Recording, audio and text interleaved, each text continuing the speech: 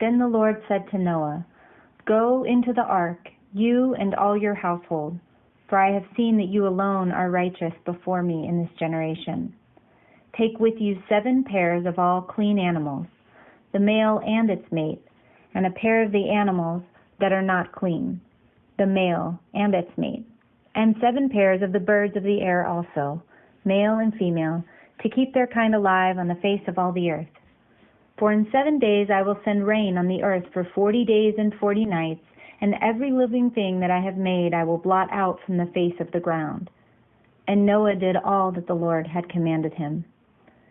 In the 600th year of Noah's life, in the 2nd month, on the 17th day of the month, on that day all the fountains of the great deep burst forth, and the windows of the heavens were opened. The rain fell on the earth 40 days and 40 nights. On the very same day, Noah with his sons, Shem and Ham and Japheth, and Noah's wife and the 3 wives of his sons entered the ark, they and every wild animal of every kind, and all domestic animals of every kind, and every creeping thing that creeps on the earth, and every bird of every kind, every bird, every winged creature.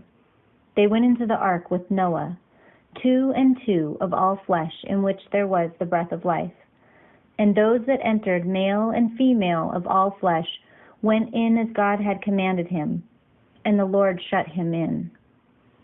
The flood continued 40 days on the earth, and the waters increased and bore up the ark, and it rose high above the earth. The waters swelled and increased greatly on the earth, and the ark floated on the face of the waters. At the end of 40 days, Noah opened the window of the ark that he had made and sent out the raven. And it went to and fro until the waters were dried up from the earth. Then he sent out the dove from him to see if the waters had subsided from the face of the ground. But the dove found no place to set its foot, and it returned to him to the ark, for the waters were still on the face of the whole earth. So he put out his hand and took it and brought it into the ark with him. He waited another 7 days, and again he sent out the dove from the ark. And the dove came back to him in the evening, and there in its beak was a freshly plucked olive leaf. So Noah knew that the waters had subsided from the earth. Then he waited another 7 days, and sent out the dove, and it did not return to him any more. In the 601st year, in the 1st month, on the 1st day of the month, the waters were dried up from the earth. And Noah removed the covering of the ark and looked, and saw that the face of the ground was drying. In the 2nd month, on the 27th day of the month, the earth was dry. Then God said to Noah, "Go out of the ark, you and your wife and your sons' wives with you. Bring out with you every living thing that is with you of all flesh, birds and animals, and every creeping thing that creeps on the earth, so that they may abound on the earth and be fruitful and multiply on the earth." So Noah went out with his sons and his wife and his sons' wives.